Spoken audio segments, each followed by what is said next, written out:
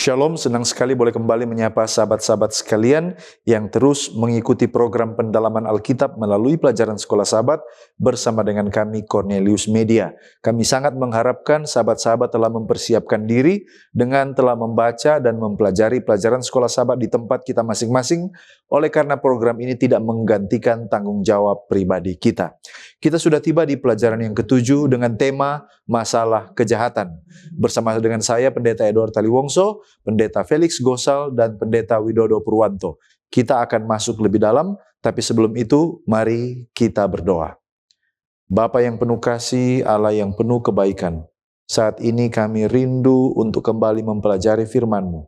Kiranya urapan Roh Suci Tuhan boleh menjadi bagian kami, menolong kami untuk mengerti kehendak-Mu. Di dalam nama Yesus Kristus kami sudah berdoa, haleluya, amin. Baik, kita lihat ada 4 bagian di dalam program ini. Yang pertama, dasar Alkitabiah pelajaran sepanjang pekan ini. Yang kedua, kita mencoba menggali makna dari ayat hafalan. Yang ketiga, pertanyaan yang muncul dari pelajaran hari per hari. Dan di bagian akhir kita tiba kepada aplikasi. Mari kita lihat dasar Alkitabiah. Ayub 30 ayat 26, Ayub mengharapkan kebaikan, tetapi justru malapetaka yang datang. Ia menantikan terang, namun kegelapan yang menghampiri, mencerminkan penderitaannya yang bertentangan dengan harapannya. Lalu ada Matius 27 ayat 46. Yesus berseru di kayu salib, "Allahku, Allahku, mengapa engkau meninggalkan aku?" Ini mengungkapkan penderitaannya yang mendalam, serta ini merupakan penggenapan nubuat Mazmur 22 ayat 1. Lalu kemudian ada Ayub 38 ayat 1-12. Tuhan menjawab Ayub dari badai dengan pertanyaan-pertanyaan yang menegaskan kemahakuasaannya, menunjukkan bahwa manusia terbatas dalam memahami rencana dan karya penciptaannya. Mazmur 73. Pemazmur awalnya iri pada keberhasilan orang fasik, tetapi akhirnya dia menyadari bahwa hanya dalam Tuhan ada pengertian sejati dan kekekalan, sedangkan kehidupan orang jahat berakhir di dalam kehancuran. Kejadian 2 ayat 16-17, Allah memberikan kebebasan kepada manusia untuk makan dari segala pohon di taman, kecuali pohon pengetahuan tentang yang baik dan yang jahat, sebab pelanggaran akan justru membawa kepada kematian. Dan ada Wahyu 21 ayat 3-4. Janji Allah tentang pemulihan sempurna dinyatakan, di mana Dia berdiam dengan umatnya, Dia menghapus air mata mereka, Dia mengakhiri maut, kesedihan, ratap tangis, serta penderitaan untuk selama-lamanya. Sekarang kita melihat pengertian judul masalah kejahatan. Dalam konteks Sekolah Sahabat, apa pengertian kejahatan dan apa hasil dari kejahatan? Kejahatan dalam konteks kita adalah segala sesuatu yang bertentangan dengan kehendak dan sifat Allah, baik itu dalam bentuk moral, yaitu dosa, maupun konsekuensi penderitaan akibat dosa, Yesaya 5 ayat 20 dan Roma 3 ayat 23. Hasil dari kejahatan adalah keterpisahan dari Allah, penderitaan, kematian rohani dan jasmani, Roma 6 ayat 23, serta ada konsekuensi sosial dan moral yang menghancurkan manusia dan dunia di sekitarnya. Mengapa kejahatan terjadi? Kejatuhan Lucifer dan pemberontakannya melawan Allah menjadi asal mula kejahatan, Yeskiel 28 dan Wahyu 12. Lalu kemudian kejatuhan manusia di Taman Eden membuka pintu bagi dosa masuk ke dalam dunia, Kejadian 3 dan Roma pasal 5. Ellen White dalam Testimonies for the Church volume 5 halaman 503 mengungkapkan, Allah tidak menciptakan kejahatan. Dia hanya menciptakan yang baik, yang serupa dengan dirinya. Tetapi iblis tidak akan puas hanya dengan mengetahui kehendak Allah dan melakukannya. Keingintahuannya terus berkembang untuk mengetahui apa yang tidak dirancang oleh Allah untuk diketahuinya. Kejahatan, dosa, dan kematian tidak diciptakan oleh Allah. Mereka adalah hasil dari ketidaktaatan yang berasal dari iblis. Mengapa orang percaya dan bahkan pengikut Yesus pun juga berbuat kejahatan? Nah, saudaraku, orang percaya masih memiliki sifat dosa yang melekat sejak kejatuhan manusia. Roma 7 ayat 15 sampai 23. Sehingga meskipun mereka telah ditebus, tapi mereka masih bergumul dengan kecenderungan berdosa. Kejahatan juga bisa terjadi karena kelengahan rohani, oleh karena ketidaktahuan atau pengaruh dunia yang berdosa. 1 Yohanes 2 ayat 16 dan Galatia 5 ayat 16-17. Tetapi anugerah Allah memungkinkan pertobatan dan pembaruan hidup di dalam Kristus sesuai dengan 1 Yohanes 1 ayat 9. Selanjutnya kita ingin tahu sampai kapan kejahatan akan berakhir, sampai kapan manusia akan berbuat kejahatan. Nah, kejahatan akan berlangsung hingga penghakiman akhir, saat Kristus datang kembali untuk menghancurkan dosa dan iblis secara total sesuai dengan Wahyu 20 ayat 10 sampai 14. Jadi manusia akan terus berbuat kejahatan selama masih ada di dunia ini yang telah jatuh ke dalam dosa. Tetapi bagi orang percaya, kemenangan atas dosa terjadi melalui sebuah proses pengudusan di dunia ini dan akan disempurnakan dalam kehidupan kekal bersama dengan Allah. Ini sesuai dengan 1 Korintus 15 ayat 50 sampai 57 dan Wahyu 21 ayat 3 sampai 4. Baik, kita datang pada ayat hafalan atau ayat inti kita terdapat di dalam Wahyu pasal 21 ayat 4. Alkitab mengatakan, dan ia akan menghapus segala air mata dari mata mereka, dan maut tidak akan ada lagi. Tidak akan ada lagi perkabungan atau rata tangis atau duka cita, sebab segala sesuatu yang lama itu telah berlalu. Nah, mari kita lihat apa konteks dan inti dari Wahyu pasal 21 ini. Berkisah tentang apa, di mana, siapa berkata, dan kepada siapa. Dan pada akhirnya kita akan melihat apa arti dari pengantin perempuan dan siapa, dan apa artinya suami. Nah, mari kita lihat yang pertama, konteks ayat inti kita. Saudara-saudara yang terkasih, Wahyu pasal 21 ayat 4 ini berada dalam konteks penglihatan Yohanes tentang langit yang baru dan bumi yang baru. Dan ini menggambarkan keadaan setelah penghakiman yang terakhir. Ketika Allah menciptakan kembali bumi dan memberikan kehidupan yang sempurna bagi umatnya.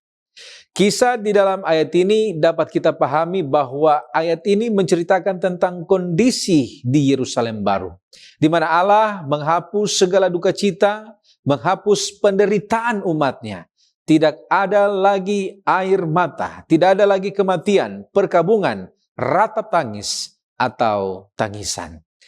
Sehubungan dengan lokasi, peristiwa ini terjadi di Yerusalem baru yang turun dari surga sehubungan dengan Wahyu pasal 1 ayat 2, yang merupakan ibu kota dari bumi yang telah dibaharui pada saat itu. Kemudian siapa yang membicara dan siapa yang menerima pesan ini? Nah, saudara, Allah sendiri yang berbicara, yang duduk di atas takhta sesuai dengan informasi Wahyu pasal 21 ayat 3 sampai 5, dan ini diberikan kepada Yohanes dalam penglihatan dan melalui Yohanes kepada seluruh umat Allah. Nah, saudara, sehubungan dengan pengantin perempuan, di dalam Alkitab pengantin perempuan itu adalah lambang dari umat Allah. Kita bisa lihat itu di dalam Efesus pasal 5 ayat 25 sampai 27. Di sana menggambarkan bahwa gereja sebagai pengantin yang dipersiapkan. Kemudian 2 Korintus pasal 11 ayat 2 menunjukkan gereja sebagai perawan suci untuk Kristus. Wahyu pasal 19 ayat 7-8 mengatakan atau menggambarkan pengantin perempuan yang memakai kain lenan halus yang berkilau-kilauan. Ini melambangkan perbuatan-perbuatan benar orang-orang kudus. Jadi pengantin wanita di dalam Alkitab itu merujuk kepada umat yang selalu setia kepada Kristus. Umat milik kepunyaan Allah. Sedangkan bagaimana dengan suami mempelai laki-laki? Siapa ini? Nah, saudara, suami di dalam Alkitab melambangkan Kristus itu sendiri. Yohanes pasal 3 ayat 29, Yohanes Pembaptis menyebut Yesus sebagai mempelai laki-laki. Kemudian Matius pasal 25 ayat 1 sampai 13, ini adalah perumpamaan tentang 10 gadis, dan di sini Yesus digambarkan sebagai mempelai pria. Kemudian kita juga bisa lihat itu di Efesus pasal 5 ayat 25 sampai 32. Di sana menggambarkan hubungan Kristus dan gereja seperti suami dan juga istri. Nah, mari kita lihat selanjutnya apa inti pelajaran dari Wahyu pasal 21 ayat 4. Kapan ini akan terjadi secara nyata? Nah, saudara, inti dari pelajaran Wahyu pasal 21 ayat 4 dapat dibagi menjadi dua bagian. Yang pertama, ini adalah pelajaran tentang pengharapan. Di sini kita belajar bahwa Allah akan menghapus air mata. Tidak ada lagi kematian, duka cita, tangisan, kesakitan. Segala penderitaan akan berakhir secara permanen. Allah sendiri yang akan hadir bersama dengan umat Allah. Itu adalah pengharapan. Sedangkan pelajaran yang kedua adalah tentang pemulihan total. Ada 3 hal yang dipulihkan, yaitu yang pertama, hubungan antara Allah dan manusia dipulihkan. Yang kedua, kondisi fisik mental manusia dipulihkan. Dan yang ketiga adalah pemulihan alam semesta. Nah, kalau begitu, mungkin kita bertanya, kapan semuanya ini akan terjadi? Nah, saudara, di dalam menanggapi hal ini, The Great Controversy halaman 674 mengatakan, pada waktu kedatangan Kristus yang kedua kali, orang-orang fasik akan dibinasakan, bumi akan dikosongkan. Setelah 1000 tahun, Kristus akan turun kembali ke bumi bersama orang-orang kudus dan Yerusalem baru. Setelah penghakiman terakhir dan pemurnian bumi oleh api, barulah janji dalam Wahyu pasal 21 ayat 4 akan sepenuhnya digenapi. Oleh karena itu, kita dapat simpulkan jika penggenapan janji ini akan terjadi setelah yang pertama, ketika semua konflik ini selesai, konflik yang besar, Great Controversy itu berhenti atau selesai. Yang kemudian yang kedua, ketika dosa dan semua orang berdosa itu sudah dibinasakan, sudah dimusnahkan. Dan yang ketiga, itu terjadi setelah bumi ini diperbaharui. Kita tiba pada pokok pembahasan, berapa lama ya Tuhan? Mengapa Allah membiarkan kejahatan dan manusia berbuat kejahatan? Jawaban yang paling mendasar untuk pertanyaan ini ialah karena adanya kebebasan memilih atau freedom of choice yang diberikan Allah kepada manusia. Dan karunia kebebasan memilih ini telah diselewengkan manusia untuk memilih melakukan kejahatan ketimbang kebenaran. Contohnya apa yang dinyatakan Rasul Paulus dalam suratnya kepada jemaat di Roma, Roma pasal 1 ayat 28, 29, dan 32. Dan karena mereka tidak merasa perlu untuk mengakui Allah, maka Allah menyerahkan mereka kepada pikiran-pikiran yang terkutuk sehingga mereka melakukan apa yang tidak pantas. Penuh dengan rupa-rupa kelaliman, kejahatan, keserakahan, dan kebusukan, penuh dengan dengki, pembunuhan, perselisihan, tipu muslihat, dan kefasikan. Sebab walaupun mereka mengetahui tuntutan-tuntutan hukum Allah, yaitu bahwa setiap orang yang melakukan hal-hal demikian patut dihukum mati, mereka bukan saja melakukannya sendiri, tetapi mereka juga setuju dengan mereka yang melakukannya. Namun, pada dasarnya, dalang atau aktor intelektual dari segala kejahatan ialah setan sendiri. Nah, mengapa Allah biarkan? Dalam buku The Great Controversy halaman 498 dikatakan, kejahatan harus dibiarkan sampai matang. Demi kebaikan seluruh alam semesta sepanjang zaman, setan harus mengembangkan prinsip-prinsipnya dengan lebih sempurna agar tuduhannya terhadap pemerintahan ilahi dapat dilihat dalam terang yang sebenarnya oleh semua makhluk ciptaan, agar keadilan dan belas kasihan Allah dan kekekalan hukumnya dapat ditempatkan melampaui semua pertanyaan. Dengan demikian, sejarah percobaan pemberontakan yang mengerikan ini adalah untuk menjadi pengaman abadi bagi semua makhluk cerdas yang kudus untuk mencegah mereka tertipu tentang sifat pelanggaran, untuk menyelamatkan mereka dari melakukan dosa dan menderita hukuman. Jadi dalam hikmat Allah yang tidak terbatas itu dan dalam konteks pertentangan besar, Ia membiarkan setan dan kejahatannya agar kejahatan menjadi matang dan prinsip-prinsip pemberontakannya dan karakternya yang sebenarnya nampak demi kepentingan semua makhluk alam semesta, agar semua memahami karakter Allah yang adalah kasih dan juga adil.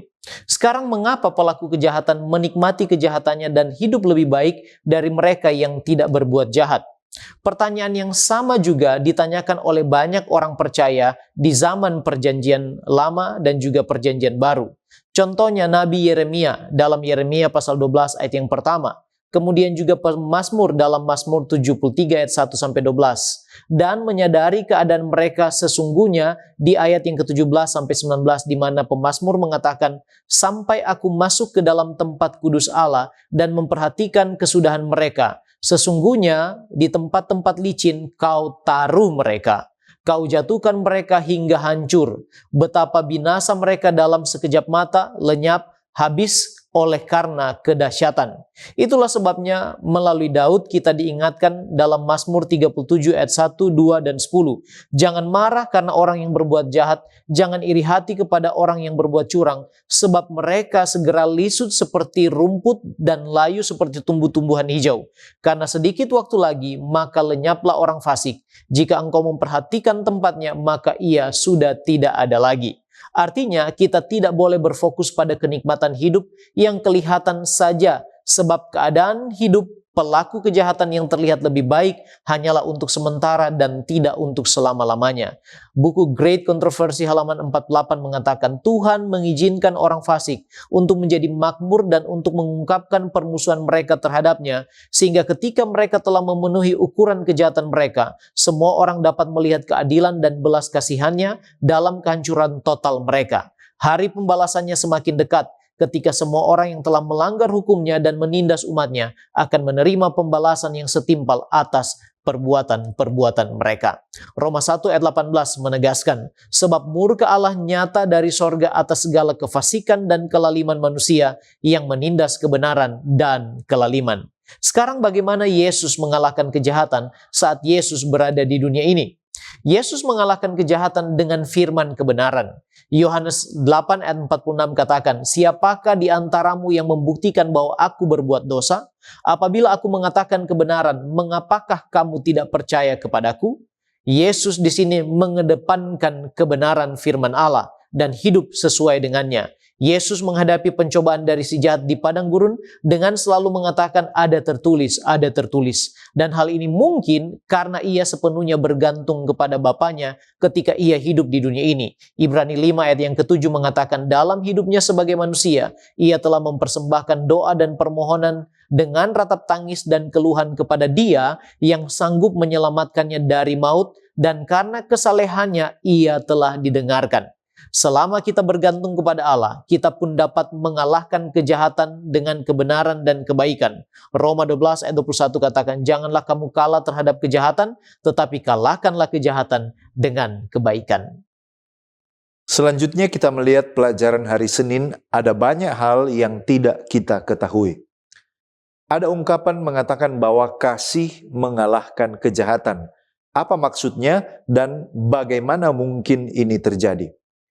Kasih mengalahkan kejahatan berarti bahwa pada akhirnya kasih Allah yang sejati akan mengatasi dan menghancurkan segala bentuk kejahatan serta penderitaan di dunia ini sesuai dengan Roma 12 ayat 21 dan kitab Wahyu 21 ayat 4. Hal ini mungkin terjadi oleh karena kasih Allah itu dinyatakan dalam penciptaan, pemeliharaan, dan terutama di dalam pengorbanan Kristus di kayu salib. Jadi meskipun kejahatan sekarang ini tampak menang tetapi hanya untuk sementara, rencana keselamatan Allah memastikan bahwa kasih akan menjadi pemenang terakhir atas dosa dan semua penderitaan.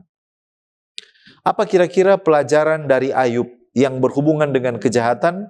Dan kita ingin tahu mengapa Allah mengizinkan Ayub menjadi korban kejahatan dari sang iblis. Pelajaran dari Ayub mengajarkan bahwa manusia, kita, tidak selalu mengetahui alasan di balik penderitaan. Tetapi kita harus tetap percaya pada kedaulatan Allah. Ayub 38 ayat 1-12 dan 42 ayatnya yang ketiga. Allah mengizinkan Ayub diuji oleh iblis bukan karena ia ingin Ayub menderita, tetapi untuk membuktikan bahwa iman sejati tidak bergantung pada berkat materi atau kenyamanan hidup, melainkan pada hubungan dengan Allah, sesuai dengan Ayub 1-2. Ini juga menunjukkan bahwa di dunia yang tidak kelihatan ada konflik besar antara kebaikan dan kejahatan, antara Kristus dan setan, dan hal-hal ini melampaui pemahaman kita sebagai manusia. Ellen White mengomentari hal ini dalam The Great Controversy halaman 492. Dia mengatakan, tidaklah mungkin untuk menjelaskan asal mula dosa sehingga dapat memberikan alasan bagi keberadaannya. Namun, cukup banyak hal yang dapat dipahami tentang asal mula dan watak akhir dosa untuk menyatakan sepenuhnya keadilan dan kemurahan hati Allah dalam segala urusannya dengan kejahatan. Jadi, perkara tentang dosa, kejahatan, dan penderitaan tidak sepenuhnya dapat dipahami oleh kita manusia. Itulah yang bisa kita lihat dari pelajaran kitab Ayub. Apa langkah praktis Ayub ketika dia menghadapi kejahatan dari iblis? Dan bagaimana Allah berperan dalam masalah ini dan dalam akibat kejahatan yang menimpa Ayub ini?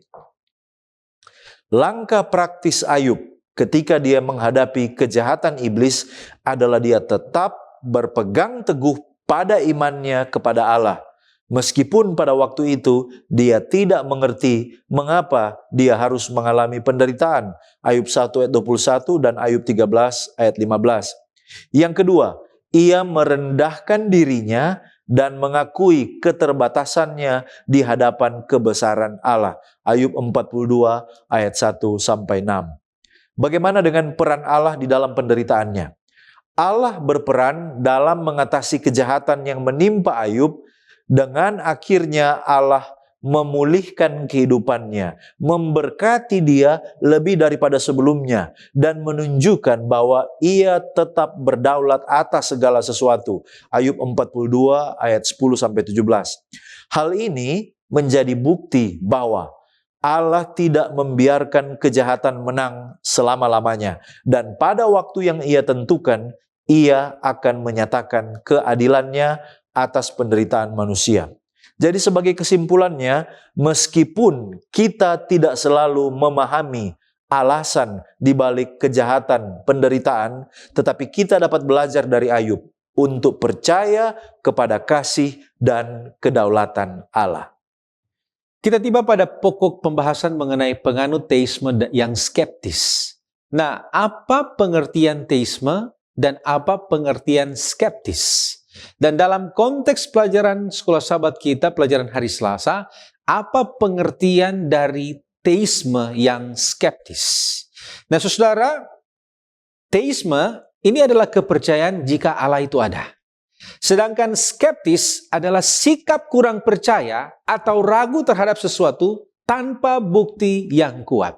Nah, oleh karena itu dalam konteks pelajaran sekolah sahabat, teisme yang skeptis ini adalah keyakinan bahwa Tuhan itu memiliki alasan yang baik atas segala sesuatu yang terjadi, termaksud kejahatan dan penderitaan di atas dunia. Tetapi karena keterbatasan manusia, kita tidak selalu bisa memahami alasan tersebut. Nah, sehubungan dengan ini, Bible Commentary volume 4 yang khusus mengomentari Yohanes atau Yesaya pasal 55 ayat 8 dan 9 mengatakan seperti ini. Ini adalah pengakuan rendah hati bahwa walaupun kita percaya kepada Allah, teisme, kita mengakui keterbatasan pemahaman kita akan cara-caranya. Itulah skeptis. Nah, kalau begitu apa pelajaran rohani bagi kita? Yang pertama, kita perlu belajar percaya kepada Tuhan di tengah ketidakpastian dunia. Kita harus memahami Tuhan memiliki alasan yang lebih besar yang mungkin kita belum mengerti saat ini. Kemudian pelajaran yang kedua, mari kita menerima keterbatasan kita sebagai manusia. Kita harus memahami pikiran dan rencana Tuhan yang jauh lebih tinggi daripada pemahaman manusia. Kemudian yang ketiga, pahami bahwa Tuhan itu adil. Artinya keadilan Tuhan akan ditegakkan pada waktu yang tepat. Nah, kalau begitu, bagaimana kita tahu bahwa kebaikan atau kesusahan yang kita alami adalah dari Tuhan atau atas kehendak Tuhan? Nah, saudara, sehubungan dengan ini, Step to Christ halaman 46-47 memberikan beberapa petunjuk. Yang pertama, Kita harus pahami bahwa apa yang kita alami itu harus selaras dengan firman Tuhan. Artinya, kita harus bertanya, apakah pengalaman tersebut sesuai dengan prinsip-prinsip Alkitab? Kemudian yang kedua, apakah itu membawa kita lebih dekat dengan Allah? Itu adalah pertama. Yang kedua, prinsip yang kedua, kita harus pahami bahwa apa yang kita alami itu harus terlihat dari hasil buah-buah roh. Apakah itu menghasilkan buah roh atau tidak? Kemudian apakah itu membangun iman dan karakter kita atau tidak? Nah, ini perlu kita tanyakan sehingga kita dapat melihat apakah yang kita alami itu selaras dengan rencana Tuhan atau tidak. Nah, oleh karena itu mungkin kita bertanya, bagaimana kita mengetahui rencana Allah bagi hidup kita sehari-hari? Nah, sehubungan dengan ini, Roh Nubuat di dalam Education halaman 267 menyarankan beberapa cara. Yang pertama, bagaimana tahu rencana Tuhan? Belajar firman Tuhan. Belajar firman Tuhan dengan tekun, kita renungkan janji-janjinya, maka kita dapat mengerti. Yang kedua, berdoa dan penyerahan. Berkomunikasi terus-menerus dengan Allah. Dan kemudian kita memiliki kesediaan untuk taat kepada Allah. Dan yang ketiga adalah providensi Allah. Di sini kita dapat memperhatikan tuntunan Allah melalui keadaan yang kita alami. Kemudian kita dapat mengenali pintu-pintu yang dibuka dan mana pintu-pintu yang ditutup. Nah, sehubungan dengan ini, Bible Commentary volume 3 dalam komentar tentang Mazmur pasal 73 menambahkan seperti begini. Seperti pemazmur, kita perlu masuk ke dalam tempat kudus, yaitu hadirat Allah, untuk mendapatkan perspektif yang benar tentang rencananya. Kita tidak dapat mengerti Allah. Kita tidak dapat memahami kehendaknya kalau kita tidak hadir di dalam hadirat Allah dan mengenal Allah itu sendiri. Terima kasih pendeta, kita pindah kepada pokok pembahasan pembelaan kebebasan memilih. Apa maksud Allah memberikan manusia kebebasan untuk memilih? Alfa Omega Jilid 1 halaman 23 katakan bahwa kepada semua ia telah memberikan kebebasan untuk memilih agar mereka dapat memberikan pelayanan yang bersifat sukarela. Kemudian halaman 42 mengatakan, tanpa kebebasan memilih, penurutannya tidaklah bersifat sukarela tetapi terpaksa. Dalam keadaan seperti ini, maka tidak akan ada perkembangan tabiat. Hal seperti ini hanya akan menguatkan tuduhan setan bahwa pemerintahan Allah itu dijalankan dengan sewenang-wenang. Jadi karunia kebebasan memilih dari Allah ialah untuk yang pertama, menyatakan kasih dan keadilannya. Yang kedua, agar manusia bisa memberikan pelayanan yang sukarela kepadanya. Yang ketiga, agar manusia dapat mengembangkan tabiat kasih yang murni tanpa ada motif yang lain. Yang keempat, kebebasan memilih memungkinkan adanya kasih, kebaikan, dan kegembiraan yang sejati. Nah, mengapa dengan diberikan kebebasan memilih banyak manusia jatuh berbuat kejahatan atau menjadi korban dari kejahatan? Dan mengapa Allah tidak mencegahnya? Setan melihat ini, kebebasan memilih, sebagai kesempatan untuk menggoda manusia dengan tipu dayanya, menimbulkan keinginan di hati manusia untuk berjalan menurut kehendaknya sendiri, bukan menurut lagi kepada kehendak dan firman Allah. Inilah yang berhasil dilakukannya di Taman Eden dengan nenek moyang kita yang pertama. Kejadian pasal 3 ayat 4-6 mengatakan, tetapi ular itu berkata kepada perempuan itu, sekali-kali kamu tidak akan mati, tetapi Allah mengetahui bahwa pada waktu kamu memakannya matamu akan terbuka, dan kamu akan menjadi seperti Allah, tahu tentang yang baik dan yang jahat. Perempuan itu melihat bahwa buah pohon itu baik untuk dimakan dan sedap kelihatannya. Lagi pula pohon itu menarik hati karena memberi pengertian. Lalu ia mengambil dari buahnya dan dimakannya dan diberikan juga kepada suaminya yang bersama-sama dengan dia, dan suaminya pun memakannya. The Spirit of Prophecy volume 2 halaman 317 mengatakan, setan adalah tuhan dunia. Pengaruhnya adalah untuk menyesatkan indera, mengendalikan pikiran manusia untuk kejahatan, dan mendorong korbannya untuk melakukan kekerasan dan kejahatan. Dia menabur perselisihan dan menggelapkan akal budi. Banyak orang di setiap bagian kehidupan, entah itu di rumah, dalam transaksi bisnis, juga di gereja, memilih menolak Yesus dari pintu mereka dan membiarkan monster yang penuh kebencian itu masuk. Dialah dalangnya dari segala kejahatan. Allah tidak mencegahnya, karena bila dia melakukan hal itu, maka itu tidak bisa lagi disebut sebagai kebebasan memilih, dan manusia hanyalah akan menjadi seperti robot. Alfa Omega Jilid 1 halaman 41 mengatakan, Allah bisa saja menciptakan manusia tanpa kesanggupan untuk melanggar akan hukumnya. Ia dapat mencegah tangan Adam untuk tidak menjamah buah yang terlarang itu. Tetapi di dalam hal seperti itu, manusia bukan lagi merupakan suatu yang bebas memilih, melainkan hanya sebuah robot. Sekarang kita akan melihat kasih dan kejahatan. Apa pengertian kasih dalam kebebasan memilih? Atau mengapa Allah karena kasih-Nya memberikan kebebasan memilih? Nah, kita perlu pahami bahwa kasih yang sejati hanya dapat ada kalau diberikan kebebasan.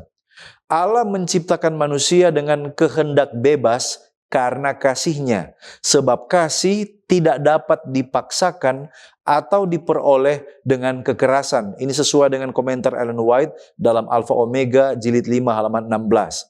Nah, tanpa kebebasan memilih, manusia itu hanya akan menjadi makhluk yang bertindak secara otomatis, bukan sebagai pribadi yang dapat mengasihi atau memilih untuk mengasihi Allah. Oleh karena itu, Allah menghendaki kebebasan agar kasih itu nyata dan berarti betul-betul berasal dari hati. Roma 8 ayat 18. Selanjutnya kita bertanya, mengapa kalau benar ada kasih dan kebebasan memilih, tetapi pada akhirnya kejahatan harus dihukum dan mengalami kematian? Nah, saudaraku, kejahatan itu adalah penyalahgunaan kebebasan memilih. Saya ulangi, kejahatan adalah penyalahgunaan kebebasan memilih. Allah membenci kejahatan, tetapi mengizinkannya untuk sementara waktu agar kasih dan keadilannya dapat dipahami dengan jelas. Namun pada akhirnya, dosa itu membawa konsekuensi, yaitu kehancuran dan kematian. Kalau Allah tidak menghukum dosa, itu berarti Ia membiarkan kejahatan terus berlanjut dan menguasai dunia. Hukuman terhadap dosa bukanlah karena Allah kejam, tetapi sebagai konsekuensi alamiah dari pilihan manusia dan sebagai pemulihan keadilan di dalam alam semesta. Dalam sejarah manusia, Allah itu baik dan adil.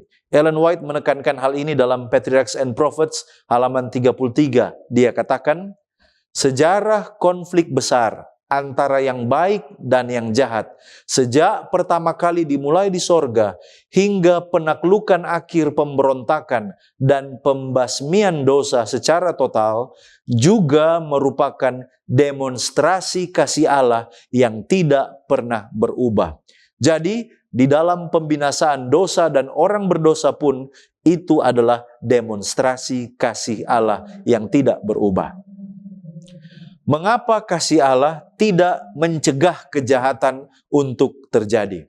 Nah, masalahnya, jika Allah mencegah semua kejahatan sejak awal, itu berarti kebebasan memilih tidak akan nyata. Dan kasih itu juga tidak akan berarti. Allah mengizinkan kejahatan terjadi untuk sementara waktu, agar seluruh alam semesta dapat melihat perbedaan yang sangat mencolok antara kasih Allah dan tipu daya iblis. Wahyu 21 ayat 3-4. Dan Yesus sendiri yang adalah manifestasi dari kasih Allah memilih untuk menanggung penderitaan dan kematian di kayu salib sebagai bukti bahwa kasih Allah itu tetap ada. Meskipun benar kejahatan merajalela, bahwa umat-umat Tuhan mengalami tantangan, penderitaan, bahkan penganiayaan, tetapi Allah tidak tinggal diam. Dia selalu menyediakan jalan oleh karena kasih-Nya. Ellen White mengomentari hal ini tentang umat-umat Tuhan yang menjadi korban kejahatan. Dia mengatakan dalam The Acts of the Apostles halaman 575. Dia katakan, di segala zaman, para saksi yang ditunjuk Allah telah membuka diri mereka terhadap celaan penganiayaan demi kebenaran. Yusuf difitnah dan dianiaya karena dia mempertahankan kebajikan dan integritas. Daud, utusan Allah yang terpilih, diburu seperti binatang buas oleh musuhnya. Daniel dilemparkan ke dalam gua singa karena dia setia pada kesetiaannya kepada sorga. Ayub dirampas harta bendanya dan begitu menderita secara jasmani sehingga ia dibenci oleh sanak saudara teman-temannya, namun dia tetap mempertahankan integritasnya. Paulus dipenjarakan, dipukuli dengan tongkat, dirajam, dan akhirnya dihukum mati karena dia adalah utusan Allah yang setia kepada bangsa-bangsa lain. Contoh-contoh ketabahan manusia ini menjadi suatu kesaksian akan kesetiaan janji-janji Allah, kehadirannya yang kekal, dan kasih karunia-Nya yang terus menopang. Jadi, bahkan penderitaan yang dialami oleh umat-umat Tuhan sekalipun bukan bukti bahwa Allah itu tidak mengasihi, bahwa Allah tidak mencegah kejahatan, tetapi Tuhan mengizinkan itu terjadi oleh karena Dia benar-benar mengasihi dan ingin memurnikan umat-Nya. Kita tiba pada pendalaman. Apa pengertian keadilan Allah sehingga tidak membinasakan iblis di surga? Dan mengapa sepertinya Allah tega sehingga manusia menjadi korban iblis? Nah, saudara, untuk menjawab pertanyaan ini, mari kita lihat beberapa kutipan berikut ini. Yang pertama, dari The Great Controversy halaman 498 sampai 499. Di sana dikatakan seperti begini. Allah membiarkan setan melanjutkan pekerjaannya sampai roh ketidakpuasan makan atau matang menjadi pemberontakan yang aktif. Jadi ini adalah alasan. Kenapa sampai itu dibiarkan? Supaya pemberontakan itu menjadi nyata, menjadi matang. Sehingga orang banyak mengerti, ternyata ini salah dan ini yang benar. Nah, dilanjutkan di sana, sekiranya dia langsung dibinasakan, atau sekiranya pada saat itu setan langsung dibinasakan, maka beberapa malaikat akan melayani Allah karena takut, bukan karena kasih. Pengaruh jahat tidak akan sepenuhnya dimusnahkan. Nah, sehubungan dengan ini juga Patriarchs and Prophets halaman 42-43 mengatakan bahwa karakter setan harus sepenuhnya terungkap di hadapan alam semesta, sehingga keadilan akan belas kasihan Allah serta ketidakberubahan hukumnya akan selamanya tak terbantahkan. Bible Commentary volume 7 halaman 972 mengatakan pengusiran setan dari surga adalah bagian dari proses pembuktian karakter sebenarnya dari pemberontakan, memungkinkan alam semesta melihat dengan jelas hasil dari penolakan terhadap perintah Allah. Nah, kalau begitu, bagaimana dengan Allah yang sepertinya tega membiarkan manusia menjadi korban setan? Di dalam Education halaman 154 sampai 155, di sana dikatakan Allah mengizinkan kesulitan bukan karena Dia tidak mengasihi, tetapi justru karena Dia sangat mengasihi. Setiap ujian dimaksudkan untuk memperkuat iman dan memurnikan karakter. Jadi itu diizinkan Tuhan bukan karena Tuhan tidak mengasihi, bukan karena Tuhan tega, tetapi justru karena Dia mengasihi. Dia mau supaya kita dimurnikan karena karakter inilah yang akan menyiapkan kita untuk layak di dalam kerajaan surga. Kemudian yang kedua dari Step to Christ halaman 116 dan 117 mengatakan bahwa melalui kesulitan Allah mengajar kita untuk bergantung sepenuhnya kepadanya. Ini adalah pelajaran yang tidak bisa kita pelajari dengan cara lain. Jadi inilah satu-satunya cara Tuhan berikan kepada kita agar kita dapat memahami. Dan berikut dari Bible Commentary volume 7 halaman 990 mengatakan penderitaan sementara yang dialami orang percaya tidak sebanding dengan kemuliaan yang akan dinyatakan. Allah menggunakan kesulitan untuk mempersiapkan umatnya bagi kerajaan kekal. Nah, kalau begitu, apa peran Allah atas manusia agar jangan kalah dari iblis saat ini? Saudara, ada 3 hal. Yang pertama, Tuhan menyediakan pertolongan. Great Controversy halaman 528 sampai 529 menyoroti beberapa peran Allah. Yang pertama, Kristus diberikan sebagai pembela kita saat ini. Kristus sementara bekerja sebagai pembela kita. Kemudian Roh Kudus saat ini sementara bekerja sebagai penolong dan penghibur. Dan yang ketiga, malaikat sementara bekerja saat ini untuk melayani kita. Itu adalah penyediaan yang Tuhan berikan saat ini. Kemudian yang kedua, Tuhan berikan perlengkapan rohani. Kita bisa baca itu dalam Step to Christ halaman 93-94. Firman Allah itu diberikan menjadi pedoman.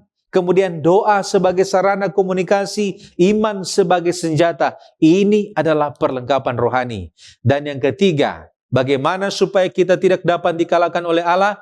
Tuhan memberikan perlindungan. Bible Commentary volume 6 halaman 1055 mengatakan, Tuhan menyediakan seluruh perlengkapan senjata Allah. Dan Dia memberikan jaminan kemenangan di dalam Kristus.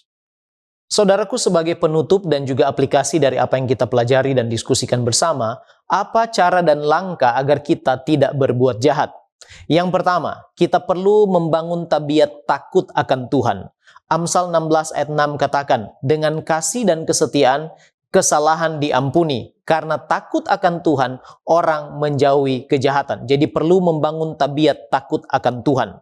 Yang kedua, kita perlu gemar membaca dan merenungkan firman Allah yang berisi kebenaran dan amaran untuk menjauhi kejahatan. Mazmur 1 ayat 1 dan 2 berkata, berbahagialah orang yang tidak berjalan menurut nasihat orang fasik, yang tidak berdiri di jalan orang berdosa, dan yang tidak duduk dalam kumpulan pencemooh, tetapi yang kesukaannya ialah Taurat Tuhan, dan yang merenungkan Taurat itu siang dan malam. Jadi dengan firman Allah kita dapat menangkal godaan si jahat untuk melakukan kejahatan. Mazmur 119 ayat 105, firman-Mu itu pelita bagi kakiku dan terang bagi jalanku. Dan 2 Timotius 3 ayat 16 dan 17 menegaskan kembali kepada kita, segala tulisan yang diilhamkan Allah memang bermanfaat untuk mengajar, untuk menyatakan kesalahan, untuk memperbaiki kelakuan, dan untuk mendidik orang dalam kebenaran. Dengan demikian, tiap-tiap manusia kepunyaan Allah diperlengkapi untuk setiap perbuatan baik, bukan kejahatan. Yang ketiga ialah berdoa dan berusaha untuk hidup dalam roh. Markus 14 ayat 38. Berjaga-jagalah dan berdoalah supaya kamu jangan jatuh ke dalam pencobaan. Roh memang penurut, tetapi daging lemah. Jika kita hidup dalam roh, maka buah-buah roh lah yang nampak, bukan buah-buah kedagingan. Galatia 5 ayat 22 dan 23 mengatakan, tetapi buah roh ialah kasih, sukacita, damai sejahtera, kesabaran, kemurahan, kebaikan, kesetiaan, kelemah lembutan, penguasaan diri. Tidak ada hukum yang menentang hal-hal ini. Nah, sekarang bagaimana cara kita mengatasi secara rohani jika kita adalah korban dari kejahatan? Yang pertama, dalam doa yang diajarkan Yesus, kita diajar untuk mengampuni orang yang bersalah kepada kita. Ini tidak mudah untuk mengampuni orang yang bersalah dan harus membutuhkan kuasa yang datangnya dari Tuhan melalui doa yang tekun. Yang kedua, mengasihi musuh dan berdoa untuk yang menganiaya. Ini nasihat Yesus kepada kita dalam Matius pasal 5 ayat 44 dan 45. Tetapi aku berkata kepadamu, kasihilah musuhmu dan berdoalah bagi mereka yang menganiaya kamu. Karena dengan demikianlah kamu menjadi anak-anak Bapamu yang di sorga, yang menerbitkan matahari bagi orang yang jahat dan orang yang baik, dan menurunkan hujan bagi orang yang benar dan orang yang tidak benar. Dan yang ketiga, menyerahkan semuanya kepada Tuhan. Hidup dalam perdamaian dan mengalahkan kejahatan dengan kebaikan. Roma 12 ayat 18 sampai 21. Sedapat-dapatnya kalau hal itu bergantung kepadamu, hiduplah dalam perdamaian dengan semua orang. Saudara-saudaraku yang kekasih, janganlah kamu sendiri menuntut pembalasan, tetapi berilah tempat kepada murka Allah, sebab ada tertulis, pembalasan itu adalah hakku. Akulah yang akan menuntut pembalasan, firman Tuhan. Tetapi jika seterumu lapar, berilah dia makan. Jika ia haus, berilah dia minum. Dengan berbuat demikian, kamu menumpukan bara api di atas kepalanya. Janganlah kamu kalah terhadap kejahatan, tetapi kalahkanlah kejahatan dengan kebaikan. Pena Inspirasi mengatakan dalam buku Help in Daily Living halaman 34, ketika tergoda untuk mengeluh tentang apa yang telah dikatakan atau dilakukan seseorang, pujilah sesuatu dalam kehidupan atau karakter orang tersebut. Kembangkanlah rasa syukur. Pujilah Allah atas kasih-Nya yang luar biasa dengan mengaruniakan Kristus untuk mati bagi kita. Tidak ada gunanya memikirkan keluhan-keluhan kita. Allah memanggil kita untuk memikirkan belas kasihan-Nya dan kasih-Nya yang tidak tertandingi agar kita dapat terinspirasi untuk selalu memuji. Mari kita tunduk kepala dan kita berdoa. Bapa kekal Allah kami yang bertahta di sorga, kami bersyukur Tuhan adalah Allah yang baik. Engkau mengaruniakan kepada kami kesempatan untuk belajar dari firman-Mu. Kiranya kebenaran yang telah kami pelajari dan diskusikan bersama oleh pertolongan Roh Kudus tertanam di dalam hati dan pikiran kami, supaya kami boleh menjadi pribadi-pribadi yang menang atas kejahatan, dan kami akan bertahan dalam kebenaran-Mu sampai Maranatha tiba. Berkatilah kami semua Tuhan, kiranya Roh Kudus-Mu menolong kami setiap hari, setiap saat dalam hidup ini. Ini doa dan permohonan kami. Ampun kami dari segala dosa dan pelanggaran kami Bapa. Di dalam nama Yesus kami sudah berdoa, haleluya. Amin.